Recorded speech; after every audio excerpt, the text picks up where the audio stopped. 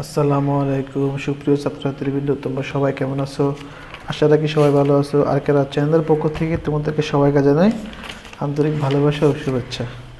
আমরা ইতিমধ্যেই নবম দশম শ্রেণী হিসাব বিজ্ঞান বইয়ের দ্বিতীয় অধ্যায়ের অর্থাৎ অধ্যায়ের নাম হচ্ছে লেনদেন। তৃতীয় অধ্যায়ের আমরা দুইটা সৃজনশীল তোমাদেরকে দিয়েছি। আজকে আমরা দেখি আর কতগুলো সৃজনশীল করতে পারি, ঠিক আছে? তো সৃজনশীল নাম্বার 3, সৃজনশীল নাম্বার হচ্ছে 3 ক, ঠিক আছে? তো আমরা শুরু করি, এখানে পড়ি। এখানে বলা হয়েছে লিগ্যাল এইড নামে জনাব আসফিয়া মে 2017 তারিখে তার আইন ব্যবসা চালু করেন। প্রথম মাসে তার ঘটনাগুলো নিম্নরূপ। এখানে কিছু ঘটনা দিছে। এটা হচ্ছে আইনি পেশা, তো এটা একটা সেবা প্রতিষ্ঠানের অঙ্ক। তাদের কাজ হচ্ছে মানুষকে আইন জাতীয় সেবা দিয়ে টাকা উপার্জন করা, ঠিক আছে? তো এখানে কিছু লেনদেন আছে, 1 2 3 4 5 6 7 8, 8টা ঘটনা দিছে। তো এখন ক নম্বরে কী করতে বলছে দেখি আমরা। সেবা সরঞ্জামের অপরিশোধিত মূল্য নির্ণয় করতে বলছে। আচ্ছা দেখি, তো আমরা 20গুলো পড়ি। আইন পেশায় 1 লাখ টাকা বিনিয়োগ করা হলো। অফিস ভাড়া পরিশোধ করা হলো 18,000 টাকা। ধারে সরঞ্জাম, এই যে আমরা ধারে একটা সরঞ্জাম কিনছি 40,000 টাকা, অর্থাৎ আমরা দায় হয়ে গেলাম। আমাদের যেমন কারবারের সম্পত্তিটা বাড়ছে, ঠিক একইভাবে দায়টাও বাড়ছে, কারণ আমরা ধারে ক্রয় করছি। সরঞ্জাম ক্রয় করাতে আমাদের কারবারের সরঞ্জামটা বাড়ছে, আবার যেহেতু ধারে কিনছি, ধারে বাড়াতে আমাদের দায়টাও বৃদ্ধি পাইছে। তাহলে আমরা একটা ঘর করি, ঠিক আছে? ঘরটা হচ্ছে এরকমভাবে করব। ক নম্বরের প্রশ্ন এতটুকু করলে হবে, ঠিক আছে? আমি প্রতিদিন স্কেল আর ক্যালকুলেটার আনতে ভুলে যাই, ঠিক আছে? সরি, পেন্সিল আর ক্যালকুলেটর। এখানে আমরা ঘর করি, তোমরা অবশ্যই ঘরগুলো পেন্সিল দিয়ে করবে। তাহলে আমরা এখানে ক নম্বর দিয়ে লিখলাম যে সেবা সরঞ্জামের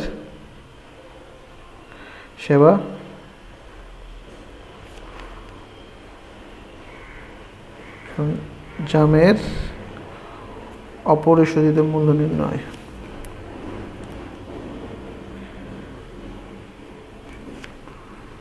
শোধিত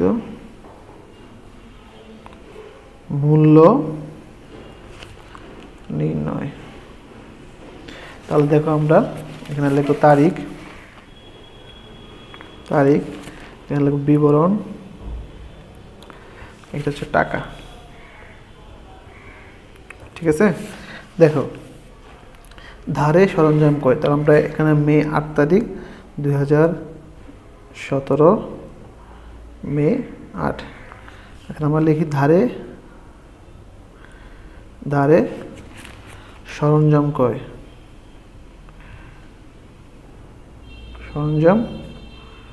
ক্রয়, কত টাকা? আমাদের হচ্ছে 40,000 টাকা। ধারে সরঞ্জাম কিনতে 40,000 টাকা। তারপর দেখি আমাদের পরবর্তীতে পড়ি। মক্কেলদের আইনি সেবা দেওয়া হলো, কর্মচারীদের বেতন প্রদান, ব্যাংক থেকে ঋণ নেওয়া হলো, তারপর মক্কেলদের আইনি সেবা দেওয়া হলো, বাকিতে কৃত সরঞ্জামের মূল্য। এই দেখো, আমরা 40,000 টাকা কিনছিলাম ধারে সরঞ্জাম, তাই না? 40,000 টাকা কিনছিলাম ধারে, এখন এর মূল্য আমরা 30 তারিখে পরিশোধ করছি। তাহলে আমরা যখন দায় ছিলাম, আমাদের কাছে যে ব্যক্তি টাকা পেয়েছে তাকে আমরা দিয়ে দিলাম, তার মানে এখানে কিছু টাকা কমে গেছে। তাহলে কত টাকা কমছে দেখি আমরা। এটা হচ্ছে কত বলতো, মে 30। তাহলে সরঞ্জামের মূল্য পরিশোধ, সরঞ্জামের মূল্য পরিশোধ করছি কত টাকা দিয়ে বলতো, 30,000 টাকা।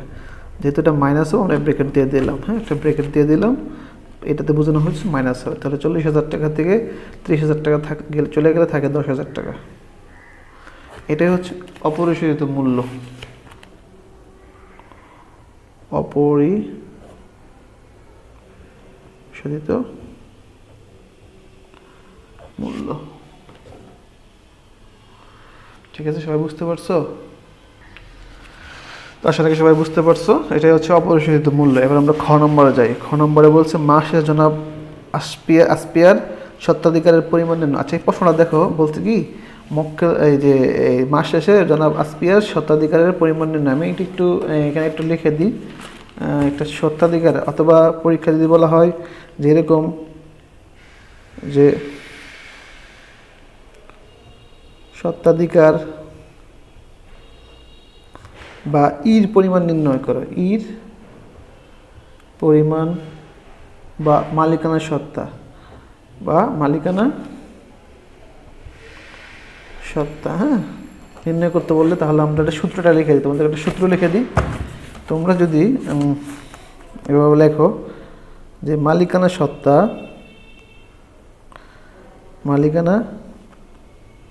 সত্তা ইকুয়াল টু, আমরা বলি মূলধন, আমরা এটা লিখলাম মূলধন প্লাস ব্যবসায়িক আয়। একটা সূত্র লিখে দিই তোমাদেরকে, ব্যবসায়িক আয় মাইনাস ব্যবসায়িক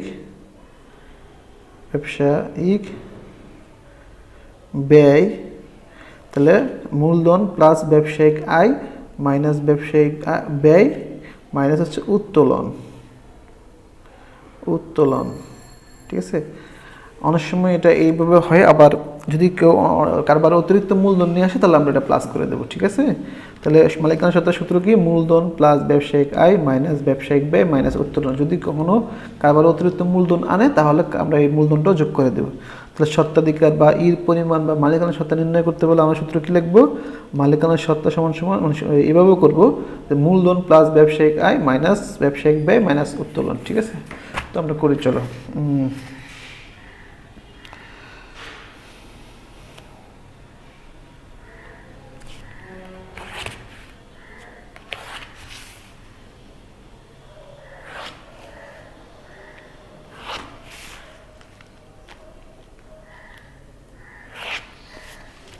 আমরা এখানে লিখলাম খ নম্বরে যে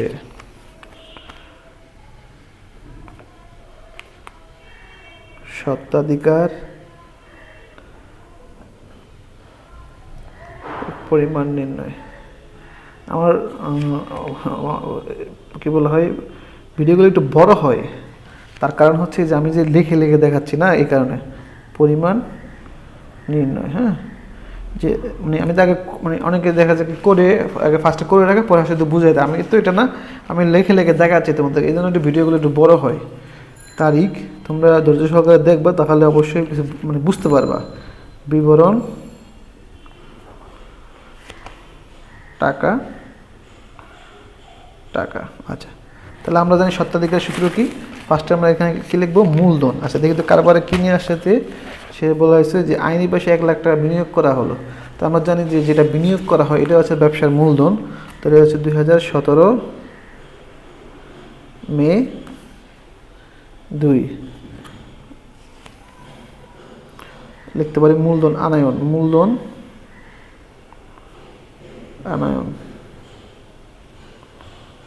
কত টাকা বলো তো, 1 লাখ টাকা। আমরা এখানে 1 লাখ টাকা লিখলাম, ঠিক আছে। তার সাথে কি যোগ করতে হয় বলো তো, তার সাথে যোগ করতে হয় ব্যবসায়িক আয়, হ্যাঁ, তার সাথে আমরা যোগ করতে হবে ব্যবসায়িক আয়। তাহলে আয়গুলো কি কি দেখি তো আমরা, আয়গুলো হচ্ছে এখানে দেখো, দেখো এখানে কোথায় কোথায় যে আইনি একটা সেবা দেওয়া হয়েছে, যে মক্কেলদের নগদে আইনি সেবা দেওয়া হলো, সেবা দেওয়ার ফলে আয় হবে কারবারে। তারপর মক্কেলদের দেখো ধারে আইনি সেবা দেওয়া হলো 60,000 টাকা, এটা একটা আয়। মনে রাখবা, সে আয় যখন হবে সেটা নগদ হোক আর বাকি তো যেভাবে আয় হোক, এটা আয়, ঠিক আছে। এটা মূলধনের সাথে যোগ হয়। আমরা জানি যে মালিকানা সত্তা বাড়ার দুটো উপাদান হচ্ছে, একটা হচ্ছে মূলধন আর একটা হচ্ছে আয়, হ্যাঁ। তাহলে আমরা লিখতে পারি মে 12 যে নগদে সেবা প্রদান, নগদে এখানে বলতে পারি নগদে সেবা প্রদান, ঠিক আছে। কত টাকা বলো তো, 30,000 টাকা, ঠিক আছে। আবার দেখো মে হলো 27 তারিখ, এটা হচ্ছে ধারে আইনি সেবা দেওয়া হলো, ধারে সেবা প্রদান, ঠিক আছে। ধারে সেবা প্রদান কত টাকা বলো তো, 60,000 টাকা। তাহলে 60 আর 30 হচ্ছে 60 আর 30 হচ্ছে 90। তাহলে আমরা সূত্র দিয়েছিলাম যে মূলধনের সাথে ব্যবসায়িক আয়গুলো যোগ হয়, তাহলে এই আয়টা এটা যোগ করলে তাহলে 1,90,000 টাকা আমরা লিখবো, ঠিক আছে। আচ্ছা, তাহলে এবার এখান থেকে কি মাইনাস করতে হয়, মাইনাস হচ্ছে ব্যবসায়িক ব্যয়, তাহলে এখানে হচ্ছে মাইনাস ব্যবসায়িক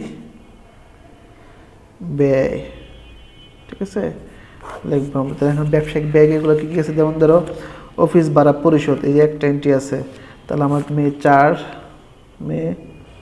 4 অফিস ভাড়া পরিশোধ লিখতে পারি, অফিস ভাড়া, ঠিক আছে। অফিস ভাড়া কত টাকা বলো তো, 18,000 টাকা, ঠিক আছে। আবার দেখো ধারে সরঞ্জাম, অনেকে এটা ব্যয় মনে করতে পারো, কিন্তু না, যখন স্থায়ী সম্পত্তি কিনবে, মানে যে এটা হলো স্থায়ী সম্পদ, সরঞ্জাম এটা প্রতিনিয়ত কেন না, মানে একবারের জন্য কিনা হয়, তো এটা হচ্ছে স্থায়ী সম্পদ। যখন স্থায়ী সম্পত্তি কিনবে সেটা ব্যয় বলা যাবে না, হ্যাঁ।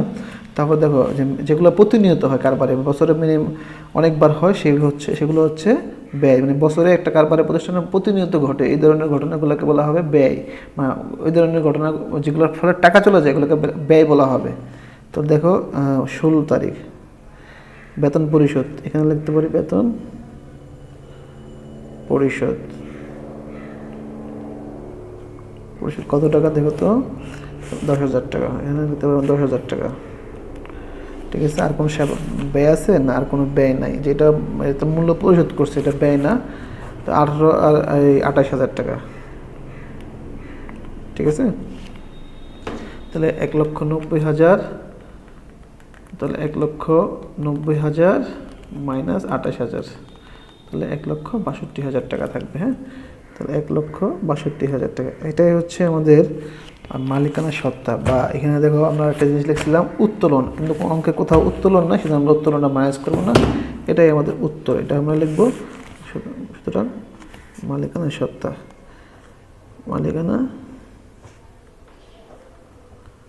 সত্তা, ঠিক আছে, ক্লিয়ার, সবাই বুঝতে পারছো, ওকে।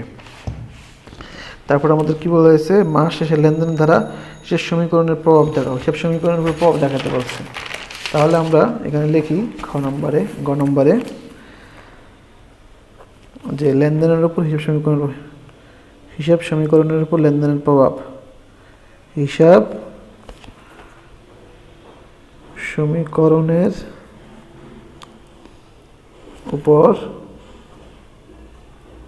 উপর লেনদেনের প্রভাব, লেনদেন এর প্রভাব, ঠিক আছে।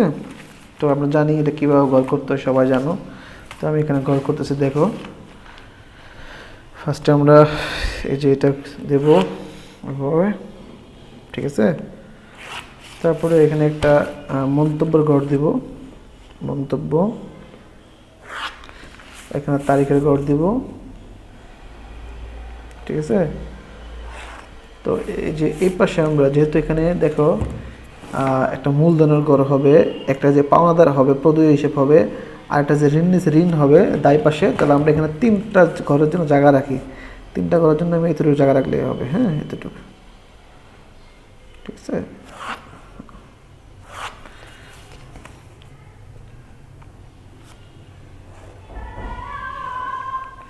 তাহলে এটা হচ্ছে এই পাশ, এটা হচ্ছে এল প্লাস ই পাশ, এটা হচ্ছে সমান সমান, এখানে আমরা 3টা ঘর করে ফেলি, এই যে 1টা 2টা 3টা, ঠিক আছে। আর এই পাশে একটা নগদের ঘর হবে, আমরা এবার তারিখ, এখানে লিখি তারিখ, এখানে লিখি মন্তব্য, এখানে লিখি মূলধন, সরি নগদ, একটু বলেছি নগদ, হ্যাঁ, নগদ আচ্ছা, মূলধন, সেটা আমরা এন্ট্রিগুলো পড়ি, হ্যাঁ। সেটা হচ্ছে কত তারিখ, মে 2 তারিখ 2017, মে 2 বলা হয়েছে। দেখো আইনি পেশে এত টাকা বিনিয়োগ করা হল, যেটা ব্যবসা আনছে সেটা আমরা জানি নগদও বাড়ে মূলধনও বাড়ে, 1 লাখ টাকা বাড়ায় দিলাম, ঠিক আছে। তাহলে এটা হচ্ছে মূলধন, এখানে লিখতে পারি মূলধন, আর সাথে সাথে নগদও বেড়ে যাবে 1,00,000 টাকা। ঠিক আছে। মে 4 অফিস ভাড়া পরিশোধ করা হলো। এটা একটা খরচ, আমরা জানি যে কোনো খরচ মূলধন থেকে কমে যায়, মূলধন থেকে কমায় দিলাম। ঠিক আছে, এটা হচ্ছে খরচ। ঠিক আছে, এই সাথে সাথে মূলধন থেকে কমার সাথে সাথে দেখতে হবে এটা নগদে দেওয়া হয়েছে কি না। নগদে, হ্যাঁ এটা নগদে দেওয়া হয়েছে, তার মানে এটা নগদ থেকে কমে যায়। যদি বাকিতে দেওয়া হতো তাহলে আমরা এখানে একটা মানে বকেয়া থাকতো, তাহলে এখানে একটা ঘর করতাম। তাহলে মে কত বলতো 8, ধারে অফিস সরঞ্জাম ক্রয়। এবার ধারে ক্রয় করছি, তাহলে যেহেতু ধারে ক্রয় করছি আমাদের দায় বাড়ছে, দায় বাড়লে আমার এখানে একটা ঘর বাড়বে। ঠিক আছে, সেটা হচ্ছে প্রদেয় হিসাব অথবা পাওনাদার হিসাব। ঠিক আছে, তারপরে প্রদেয় নামে একটা ঘর করলাম, সেখানে ঘর বাড়া দিলাম 40,000 টাকা। ঠিক আছে, দায় বেড়ে গেছে। এখন সাথে সাথে আমরা কী পাইছি, একটা সরঞ্জাম পাইছি, সরঞ্জামটা একটা সম্পদ। তাহলে আমরা এখানে একটা ঘর করি, সম্পদ নামে একটা ঘর করি আমরা। ঠিক আছে, যে সরঞ্জাম নামে একটা ঘর করি, সরঞ্জাম। ঠিক আছে, সরঞ্জাম নামে সরঞ্জামে বাড়া দিলাম 40,000 টাকা। ঠিক আছে, সবাই বুঝতে পারছো আশা রাখি। আর মে 12 বলা হয়েছে মক্কেলদের নগদে আইনি সেবা দেওয়া হলে, যে সেবা দিচ্ছে, সেবা দেওয়ার ফলে আয় হবে। তাহলে আমরা আয় হলে সেটা মূলধনে বাড়ে। সবাই জানো যে দুইটা উপাদান মূলধন মালিকানা সত্ত্বকে বাড়ায়, সেটা তার মধ্যে একটা হচ্ছে আয়। তো এটা হচ্ছে আয়, যেহেতু এটা সেবাটা নগদে দেওয়া হয়েছে, তাহলে নগদ সেবা যখন তুমি আয় হবে, সেটা মানে একটা আয় পাশে লিখবে আর একটা সম্পদ পাশে লিখতে হবে, সেটা হয়তো নগদে, নাহলে ব্যাংকে, নাহলে দেনাদার হিসাবে। তাহলে আমরা এখানে লিখতে পারি সেটা হচ্ছে 30,000 টাকা নগদে বেড়ে গেছে, কারণ নগদে সেবাটা দেওয়া হয়েছে। ঠিক আছে, তারপর হচ্ছে 16 তারিখ মে 16, অফিস কর্মচারীর বেতন পরিশোধ। এটা একটা খরচ হলে কোথা থেকে কমে যায় বলো তো? খরচ হলে এই মূলধন থেকে কমে যাবে। কত টাকা? 10,000 টাকা কমায় দিলাম। এটা হচ্ছে খরচ বা ব্যয়, যাই লিখি। আর যেহেতু এটা নগদে দেওয়া হয়েছে, তার মানে নগদ থেকে কমে যাবে 10,000 টাকা। ঠিক আছে, তারপরে হচ্ছে মে 25 তারিখ, দেখো ব্যাংক থেকে ঋণ নেওয়া হলো। ঋণ একটা দায়, হ্যাঁ ঋণ মানে হচ্ছে দায়। ঋণ নিয়ে আমি এখানে বাড়ায় দিলাম, এখানে ঋণ নামে একটা ঘর করলাম, সেই ঋণে বাড়ায় দিব আমরা কত বলতো, যেহেতু দায় নিয়ে এটা আমরা ঋণ নিয়েছি, ঋণ বেড়ে গেছে, দায়টা বেড়ে গেছে। কত টাকা? 1,00,000 টাকা। এখন কী ঋণ নিয়েছি? নগদ টাকা ঋণ নিয়েছি, তার সাথে সাথে করবারে নগদ টাকাটা বাড়ছে, আমরা এখানে 1,00,000 টাকা বাড়ায় দেবো। ঠিক আছে, তারপরে হচ্ছে দেখো 30 তারিখ মে হচ্ছে 30 তারিখ, বাকিতে কৃত যন্ত্রপাতির মূল্য পরিশোধ। আরেকটা মনে 27 তারিখটা করা হয়নি, 27 তারিখটা করা হয়নি। তাহলে দেখো মক্কেলদের ধারে আইনি সেবা দেওয়া হলো। এই যে সেবা দিয়েছি, সেবা দেওয়ার ফলে আমার বেড়ে যাবে আয়, মূলধনটা বেড়ে যাবে। তো এখানে 60,000 টাকা বাড়াই দিলাম, এখান থেকে আয়। ঠিক আছে, এখন দেখতে হবে সেটা কি নগদে দিচ্ছি না বাকি দিচ্ছি। দেখো ধারে দিচ্ছি, ধারে দিলে আমার এই পাশে সম্পদ পাশে একটা ঘর বাড়বে, তুমি তার কাছে পাবা, মানে তার কাছে প্রাপ্য হয়ে গেছে। হ্যাঁ, তো প্রাপ্য নামে একটা ঘর করতে হবে, প্রাপ্য। তাহলে এখানে আমরা পাবো হচ্ছে 60,000 টাকা। ঠিক আছে, কারণ তুমি তার কাছে পাবা। এবার জিনিসটা বুঝতে পারছো? কারণ সেবা দিলে সেটা এক পাশে সম্পদ বাড়বে, সেটা নগদে বাড়ুক বা বাকি প্রাপ্য হিসাবে বাড়ুক অথবা ব্যাংক হিসাবে বাড়ুক। ঠিক আছে, তারপর আসলে 30 তারিখ। আচ্ছা, যে বাকি মক্কেলদের বাকিতে কিন্তু সেবা সরঞ্জামের মূল্য পরিশোধ। তুমি মূল্য পরিশোধ করছো আগে, নগদ থেকে কমায় দাও, টাকা কমে গেছে। ঠিক আছে, 30,000 টাকা কমে গেছে। কাকে পরিশোধ করছো? ও যে প্রদেয় হিসেবে যে তোমার কাছে পাইতো না 40,000, তাকে তুমি 30,000 টাকা দিয়ে দিতে। এখান তো তোমার 30,000 টাকা কমে যাবে। আশা করি সবাই বুঝতে পারছো। যদি না বুঝে থাকো, আমাকে যেখানে না বুঝবে সেখানে কমেন্টস করে জানাবো, আমি ইনশাল্লাহ তোমাদের প্রশ্ন উত্তর দিতে চেষ্টা করবো। এটা 40,000 টাকা নামায় দিই, এটা সেটি 60,000 টাকা নামায় দিই। আচ্ছা, আমি এই অঙ্কগুলো এইভাবেও করি। অনেকে বলছো যে এইভাবে করেন কেন স্যার? আসলে এইভাবে করার মানে হচ্ছে এর সময়টা কম লাগে। ঠিক আছে, আর একসাথে হিসাব বের হয়ে যায়। ওইভাবেও করতে পারো, সমস্যা নাই। যে যারা বইয়ের নিয়মে করতে চাও, তা 40 থেকে 30 গেলে থাকে 10। ঠিক আছে, আমরা এটা একটু হিসাব করি। 1,00,000 minus 18,000 plus 30,000 minus 10,000 plus 1,00,000 minus 30,000, 1,72,000 টাকা। একটু দেখি, 1,00,000 মাইনাস 18,000 প্লাস 30,000 মাইনাস 10,000 প্লাস 60,000, 1,62,000 টাকা। এখানে 3টা যোগ করে দেখি যোগফলটা কত আসে, সেটা হচ্ছে প্লাস হচ্ছে 1 লাখ প্লাস 10,000, তাহলে 2,72,000 টাকা। এটা দেখি কত হয়। হ্যাঁ, 1,72,000, 60,000 আর 40,000, 1 লাখ টাকা, 1 লাখ টাকা আর 1,72,000, 2,72,000 টাকা। তো মিলে গেছে।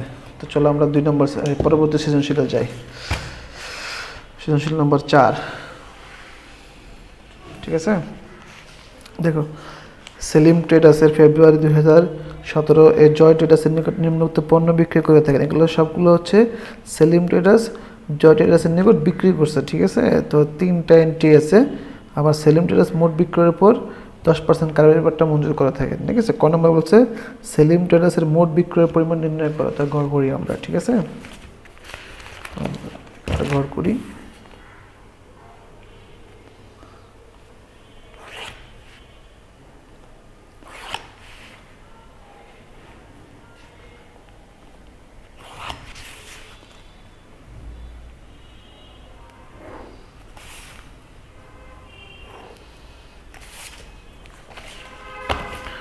চারের হচ্ছে 4-এর ক, ঠিক আছে। 4-এর ক এখানে লিখতে পারি আমরা, ক নম্বর বলছে মোট বিক্রয়ের পরিমাণ নির্ণয়, আমরা লিখতে পারি মোট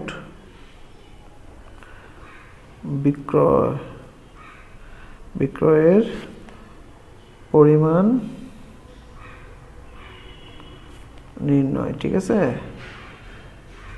তাহলে এখানে আমরা লিখতে পারি তারিখ, বিবরণ, টাকা, ঠিক আছে। তাহলে আমি এই দেখো সেলিম ট্রেডার্স জয় ট্রেডার্সের নিকট সেগুলো সব বিক্রি করছে। তাহলে এটা 17 সাল 2017 ফেব্রুয়ারি 1 চিনি বিক্রয়, ঠিক আছে। এখানে লিখি চিনি বিক্রয়, ঠিক আছে। তাহলে কত টাকা করে বলো তো? 55 টাকা করে। 55 হচ্ছে 115, 55 টাকা করে তোমার। তাহলে 55 টাকা করে হচ্ছে কত টাকা হয়? 6,325। আবার দেখো কি বিক্রি করছে ফেব্রুয়ারি 7 তারিখে। 7 তারিখে হচ্ছে আবারও চিনি বিক্রয় কত টাকা করে বলতো? 52 টাকা করে 56 কেজি, 52 টাকা করে 56 কেজি। এটা গুণ দাও কত হয় দেখো তো? 52 গুণ হচ্ছে 56, তাহলে 2,912 টাকা। তারপরটা হচ্ছে 15 তারিখ 15। তাহলে এখানে আবার মসুর ডাল বিক্রয়, মসুর ডাল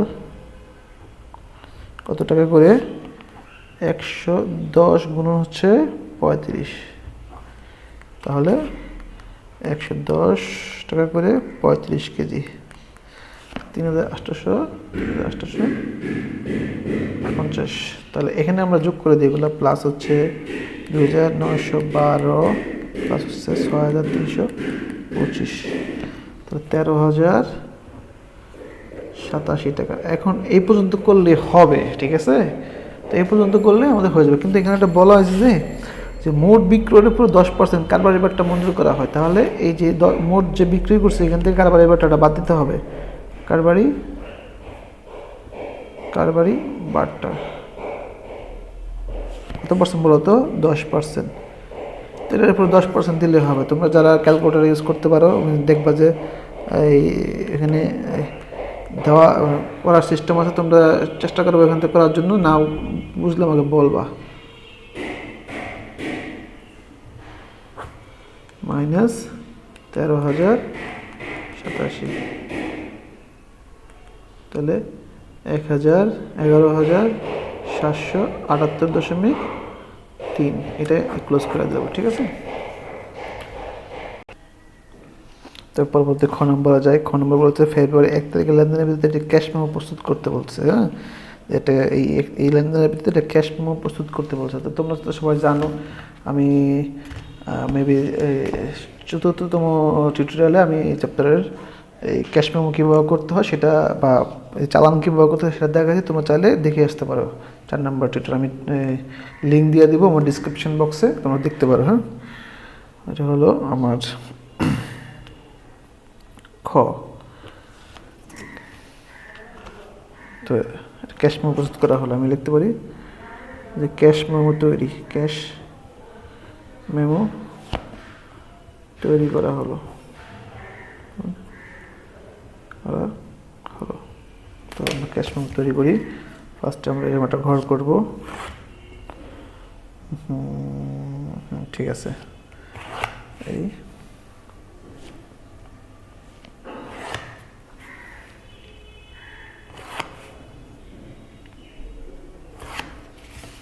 মানে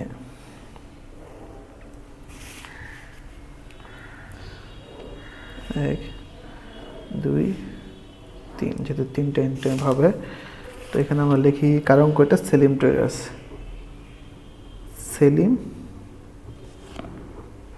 traders cash memo, cash memo. তারিখ, তারিখ কত বলতো, 1 তারিখ ফেব্রুয়ারি 1/2/2017। ঠিক আছে, এটা হচ্ছে বাউচার নো, বাউচার নো। ঠিক আছে, আচ্ছা ক্রেতার নাম, ক্রেতার নাম, নামটা কি বলতো, কার নিকট বিক্রি করা হয়েছে, জয় ট্রেডার্স, জয় ট্রেডার্স। ঠিক আছে, জয় ট্রেডার্স। ক্রেতার ঠিকানা, ক্রেতার যদিও ঠিকানাটা নাই, তারপরে এখানে দেওয়া ভালো। এটা হচ্ছে ক্রমিক নং, এটা বিবরণ, এটা দর, পরিমাণ, টাকা। ঠিক আছে, পরিমাণ টাকা। তো দেখো এখানে আমাদের এটা 1 কি বিক্রয়, চিনি বিক্রয়, চিনি কত টাকা করে বলো তো, 55 টাকা করে। কত কেজি ছিল, 115 কেজি, 115 কেজি। টাকা আসে হলো 6325। এখান থেকে কি বাদ যাবে, কারবারি বারটা বাদ যাবে, মাইনাস কারবারি বারটা, কারবারি বারটা। তাহলে এই 6325 টাকার উপরে 10%, এই যে 10% দেওয়া আছে, 6325 মাইনাস হচ্ছে, সরি 6325 উপরে হলো কত পার্সেন্ট, এই 10%, 0.10। তাহলে 6302 টাকা 55 পয়সা মাইনাস করলে কত হয়, মাইনাস 6300। তাহলে এখানে আসে হলো 5000। একটা কাজ করি, এখানে আমরা এটাকে আমরা 33 টাকা বানাই ফেলি। হ্যাঁ, এটা 33 টাকা, 633 টাকা। ঠিক আছে, 633 টাকা। তাহলে এটা রাউন্ড ফিগারে চলে আসবে, 6325 মাইনাস 633, তাহলে 5692। এখানে আমরা ক্লোজ করে দিই। টাকা কোথায়, টাকা কোথায়, ঠিক আছে, 5692 টাকা মাত্র। ঠিক আছে, এখানে ক্রেতার স্বাক্ষর, ক্রেতার স্বাক্ষর। আর এখানে হচ্ছে বিশেষ দ্রষ্টব্য দিয়ে দেব। কি দিব বিশেষ দ্রষ্টব্য বলতো, সেটা হচ্ছে বিক্রিত পণ্য, বিক্রিত পণ্য ফেরত নহে, ফেরত নহে। এখানে লেখা হচ্ছে বিক্রেতার স্বাক্ষর। ঠিক আছে, তার স্বাক্ষর। ঠিক আছে, তো চলো পরবর্তী 2 নম্বরে যাই। গ নম্বরে বলা হয়েছে ফেব্রুয়ারি 15 তারিখে লেনদেন হতে চালান প্রস্তুত করে চালান করতে বলছে। তাহলে আমরা সেম ওই যে আগের মতো করে একটা ঘট করি।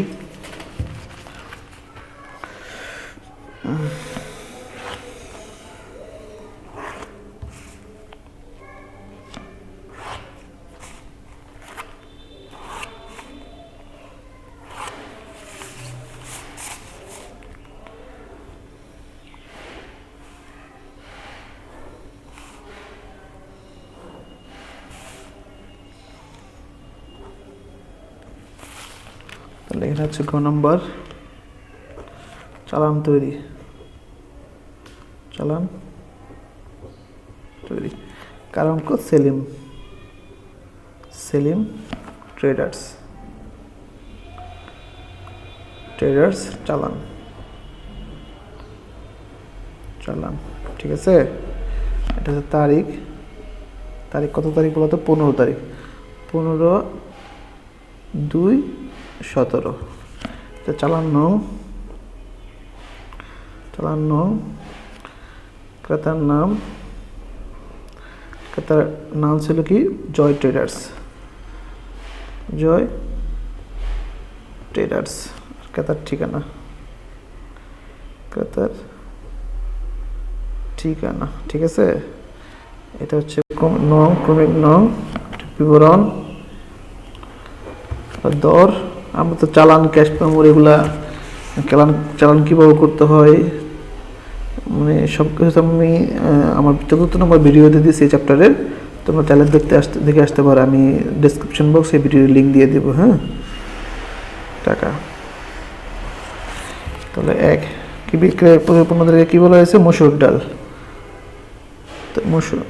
মসুর ডাল, মসুর ডাল। ঠিক আছে, কত টাকা করে? 110 টাকা করে। 110 টাকা করে কয় কেজি? 35 কেজি।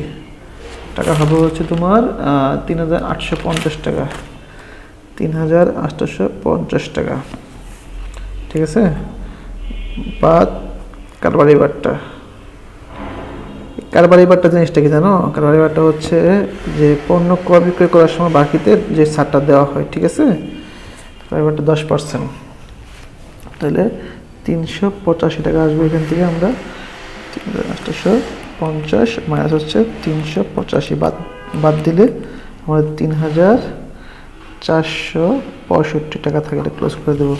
এখানে লিখব টাকা কথায়, টাকা কথায় 3465 টাকা মাত্র। এখানে আমরা দিব শর্ত যেহেতু নাই, তারপরে দিতে হবে এখানে বিশেষ দ্রষ্টব্য, যে ভুল ত্রুটি রেখে দেবো। এটা আমরা দেখতে হয়, ভুল ত্রুটি সংশোধন যোগ্য। যদি তোমার কোনো ভুল হয়ে থাকে সেটা সংশোধন করে নিতে বলে। এই তো। আর এখানে লেখো বিক্রেতার স্বাক্ষর, তার স্বাক্ষর। সবাই আসার আগে বুঝতে পারছো তো? তোমরা এগুলো বাসায় প্র্যাকটিস করো। আমরা পরবর্তী ম্যাথে যাই। ম্যাথ নাম্বার 5 নম্বর বলা হয়েছে জেমস ট্রেডার্সের প্রারম্ভিক মূলধন নির্ণয় করে। এখানে জেমস ট্রেডার্স 2017 সালের 1 জানুয়ারি তারিখে নগদ 1,20,000 টাকা, তারপরে 70,000 টাকা আগপত্র নিয়ে ব্যবসা শুরু করে। সারা মাসে তার ব্যবসা যেহেতু নিম্নোক্ত ঘটনাগুলো, লেনদেনগুলো এখানে সংগঠিত। এখানে কাছে লেনদেন দিচ্ছে জেমস ট্রেডার্সের প্রারম্ভিক মূলধন। প্রারম্ভিক মূলধন বলতে মনে রাখবা 1 তারিখে, যে মানে যখন ব্যবসাটা শুরু করা হবে তখন 1 তারিখ হিসেব করতে। 1 তারিখ মানে হচ্ছে প্রারম্ভিক।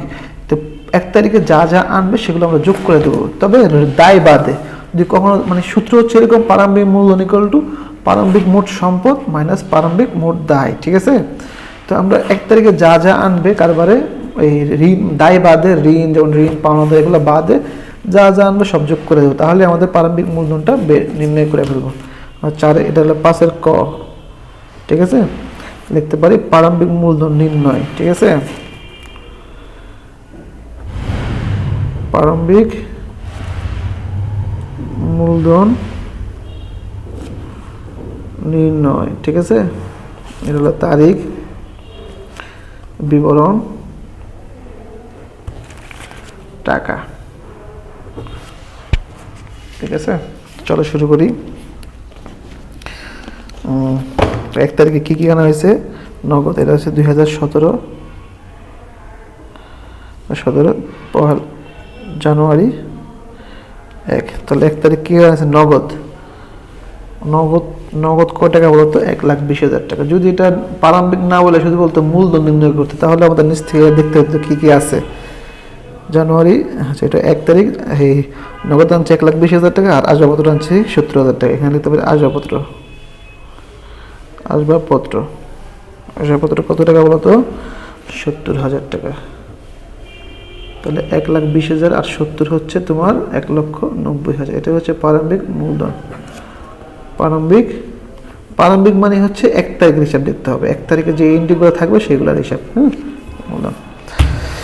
খ নম্বরে রয়েছে যে উপরোক্ত লেনদেনগুলোর মাধ্যমে প্রমাণ করে এ সমান এল প্লাস ই, মানে এ সমান এল প্লাস ই আমাকে প্রমাণ করতে হবে। এ সমান এল প্লাস ই প্রমাণ করা যে কথা, হিসাব সমীকরণের উপর লেনদেনের প্রভাব একই কথা। তো আমরা ঘর করে ফেলি। এখানে আমরা দেখি তো কি এন্ট্রি আছে, আসবাবপত্র আছে, নগদ আছে।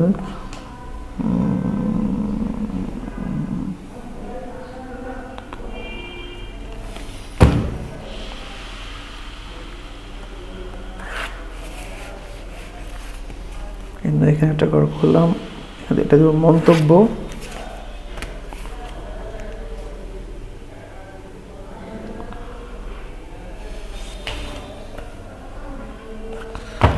এটা দেব হচ্ছে আমাদের তারিখ। এখানে আমরা একটু ঘর করি, সমান সমান দিয়ে দেব, আর মাঝখানে আমরা এভাবে দিয়ে দেবো। হ্যাঁ, এটা হচ্ছে এই পাশ। আমরা এখানে একটা নগদের ঘর দিই, আর এখানে একটা মূলধনের ঘর দিই। ঠিক আছে, তো এটা দেখো, এটা আমরা লিখি খ নম্বরে 5-এর খ, যে এ সমান সমান এল প্লাস ই প্রমাণ। তাহলে এখানে তারিখ, এই পাশ, এল প্লাস ই পাশ, এটা সমান সমান, এটা মন্তব্য, এটা হচ্ছে নগদ, এটা হচ্ছে মূলধন। ঠিক আছে, চলো শুরু করা যাক। বলা হয়েছে যে 1 তারিখে নগদ, এটা হলো তারিখ হচ্ছে 2017 মে 1। নগদে এত টাকা আনছি, নগদ আনছি 1,20,000 টাকা। আবার দেখো আসবাবপত্র একটা সম্পদ, আসবাবপত্র আনা আসবে। এখানে আমরা সম্পদ পাশে একটা ঘর করি আসবাবপত্র নামে, নাম হবে আসবাবপত্র।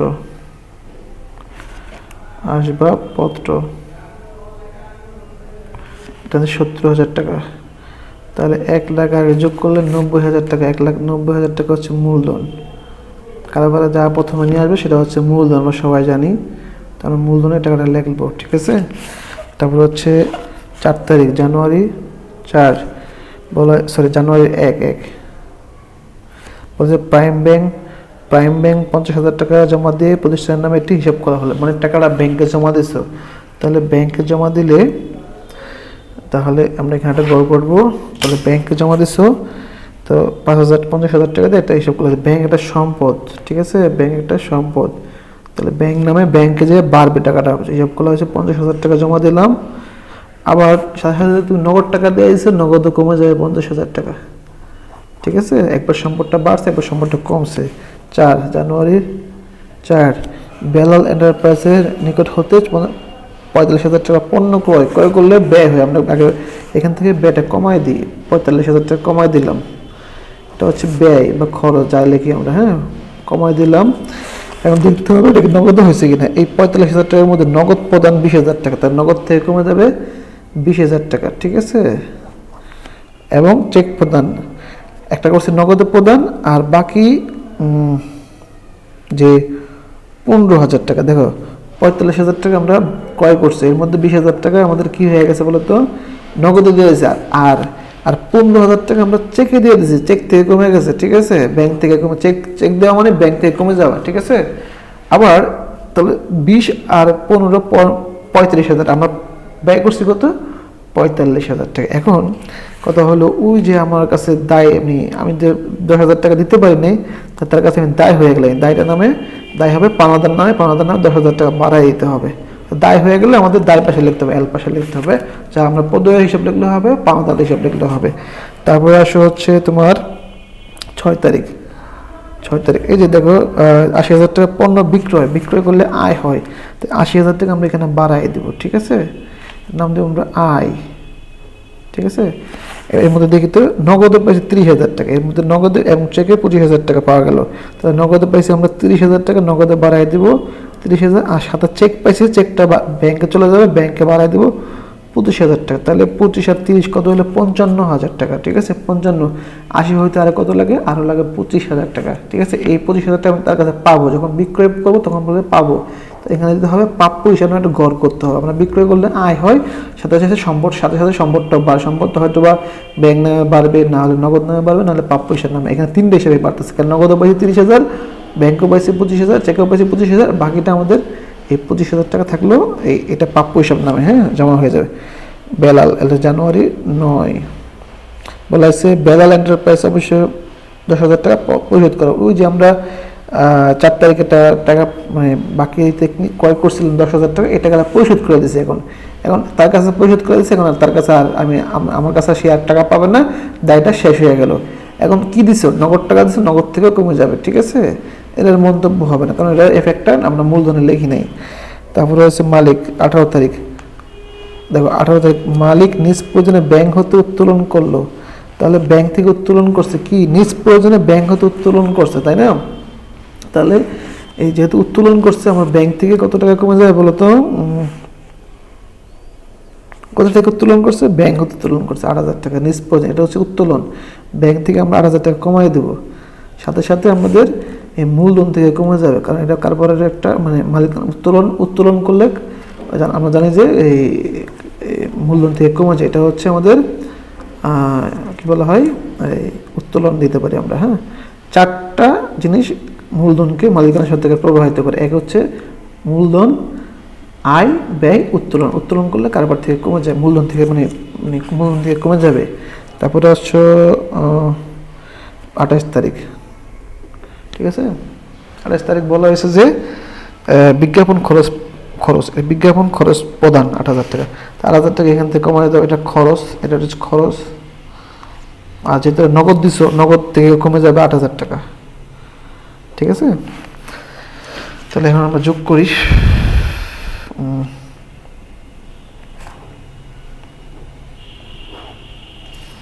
তাহলে এখানে আমরা 70,000 টাকা থাকবে, এখানে 25,000 টাকা থাকবে, এখানে 10 থেকে 10 লাখ কিছু থাকে না, আর এখানে আমরা এগুলো বিয়োগ করি 50,000 টাকা থেকে 15,000 চলে গেলে 35,000, ঠিক আছে। 35,000-এর সাথে যদি 25,000 যোগ করি, তাহলে থাকে হচ্ছে তোমার এই কি বলা হয় 60,000 টাকা, ঠিক আছে। 25,000-এর সাথে এই তোমার 25,000 যোগ করলে থাকবে হচ্ছে 60,000 টাকা। 60,000 টাকা থেকে যদি আমরা 8,000 টাকা বাদ দিই, থাকে 52,000 টাকা, ঠিক আছে, 52,000 টাকা লিখলাম।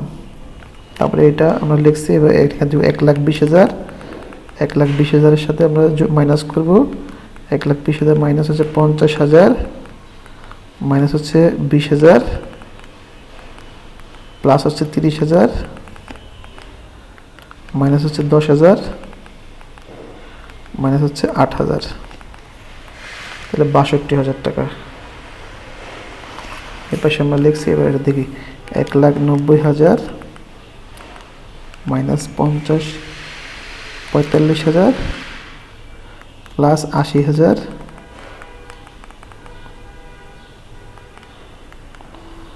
মাইনাস আছে 8,000 মাইনাস 8,000 টাকা, তো 2,09,000 টাকা। আমরা এখানে যদি বেশি কিছু নাই, এটা ক্লোজ করে দিই, এই পাশে দেখি 2,09,000 টাকা হয়েছে কিনা, প্লাস 25,000 প্লাস 52,000 প্লাস 70,000 প্লাস হচ্ছে 62,000, হ্যাঁ 2,09,000 টাকা মিলে গেছে, 2,09,000। এই যে এখানে একটা কথা বলি, একটা উত্তোলন করার জন্য 8,000 টাকা মালিক নিজ প্রয়োজন ব্যাংক হতে উত্তোলন করলো। যদি নিজ প্রয়োজন না হয় ব্যাংক থেকে হয়তো, মানে ব্যবসার প্রয়োজন হয়তো, নিজ প্রয়োজন না হয় তাহলে আমরা নগদ থেকে মাইনাস করতাম। আর উত্তোলন এখানে মূলধন থেকে মাইনাস করবো না, ব্যাংক থেকে করবো আর নগদ থেকে করবো, ঠিক আছে। পরে হচ্ছে মালিকানা সত্তার পরিমাণ, ওই যে আগের মতন, ঠিক আছে। আমরা একটু আগে যে করলাম মালিকানা সত্তা নির্ণয় করে কীভাবে বলতো, মূলধন প্লাস ব্যবসায়িক আয় মাইনাস ব্যবসায়িক ব্যয়, ঠিক আছে। তাহলে ব্যবহার করি।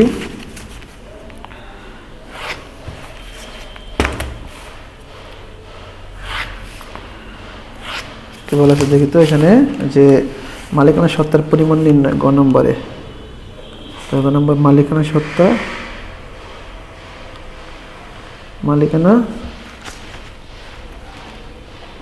সত্ত্বের পরিমাণ নির্ণয়, পরিমাণ নির্ণয়, ঠিক আছে। এটা তারিখ, বিবরণ, এটা হচ্ছে টাকা। টাকা আমরা জানি যে কীভাবে করে বলতো, তারিখ হচ্ছে, এটা হচ্ছে ফার্স্টে আমরা 1 তারিখ দেব, 17 জানুয়ারি 1।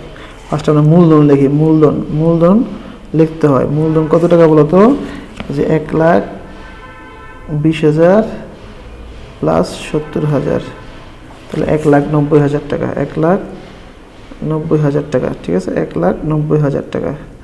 তার সাথে যোগ করতে হয় ব্যবসায়িক আয়। জানেন যে সূত্রটা কি বলতো, যে ব্যবসায়িক আয়, মূলধন প্লাস ব্যবসায়িক আয় মাইনাস ব্যবসায়িক ব্যয় মাইনাস উত্তোলন। তাহলে ব্যবসায়িক আয় কত টাকা বলতো, ব্যবসায়িক আয় এখানে কোনটা আয় আছে, একটা মাত্র আয় আছে, সেটা হচ্ছে যে নগদের বিক্রয়, সেটা হচ্ছে কত তারিখে, 6 তারিখে, 6 তারিখ বিক্রয় 80,000 টাকা। এই যে 80,000 টাকা লিখে দেবো আমরা এখানে, হ্যাঁ। যোগ করি 1,90,000 আর এখানে 1,70,000 হবে, তাহলে 2,70,000 টাকা হবে, ঠিক আছে। 80,000, তাহলে 2,70,000 টাকা হবে, ঠিক আছে। এখান থেকে বাদ যাবে, বাদ ব্যবসায়িক ব্যয়, ঠিক আছে। তো ব্যবসায়িক ব্যয় কয়টা আছে দেখো, যে বেলারের নিকট পণ্য ক্রয় আর হচ্ছে বিজ্ঞাপন ক্রয়, দুইটা ব্যয় আছে। 4 তারিখ পণ্য ক্রয় হচ্ছে 45,000 টাকা, পণ্য ক্রয় হচ্ছে 45,000 টাকা। আর এই বিজ্ঞাপন 28 তারিখে আছে, বিজ্ঞাপন খরচ, কত টাকা বলতো, 8,000 টাকা। তাহলে 8,000 আর হইলো 45,000, 53,000 টাকা, 53,000। আমরা জানি যে মূলধনের সাথে ব্যবসায়িক আয় যোগ হবে, এখান থেকে বাদ যাবে ব্যবসায়িক ব্যয়। তাহলে 2,70,000 থেকে যদি আমরা 2,70,000 টাকা থেকে যদি আমরা 53,000 টাকা বাদ দিই, তাহলে থাকে হচ্ছে 2,17,000 টাকা। তাই এখন দেখতে হবে কোনো উত্তোলন আছে কিনা। হ্যাঁ, যে মালিক দেখো নিজ প্রয়োজনীয় কারবার থেকে ব্যাংক হতে উত্তোলন করছে। যদি এটা ব্যবসা প্রতিষ্ঠানের জন্য উত্তোলন করা হতো তাহলে উত্তোলন হতো না, যেহেতু নিজ প্রয়োজন করা হয়েছে তাহলে এটা উত্তোলন হবে। উত্তোলন মাইনাস করতে হয়, উত্তোলন কত টাকা বলতো, 8,000 টাকা। তাহলে এখানে আমরা মাইনাস করব, মাইনাস 8,000 টাকা, তাহলে থাকে আমার 9,000 টাকা থাকে। তাহলে 2 লক্ষ, যেটা মাইনাস করে দেখাই দেবো, 2,09,000 টাকা। সবাই আশা রাখি বুঝতে পারছি এটাই মালিকানার সত্তা। তো আমি এভাবে করে ওগুলো দেখা দেখে অঙ্কগুলো বড় হয়, মানে ভিডিওগুলো একটু বড় হয়, কষ্ট করে দেখবা মালিকানা সত্তা। তো আশা রাখি সবাই ভালো থাকবে। পরবর্তী ভিডিওতে আমরা পরবর্তী কয়েকটা অঙ্ক পড়ব। তো সবাইকে পরবর্তী ভিডিওগুলো দেখার জন্য আমন্ত্রণ থাকলো। আল্লাহ হাফেজ, আসসালামু আলাইকুম।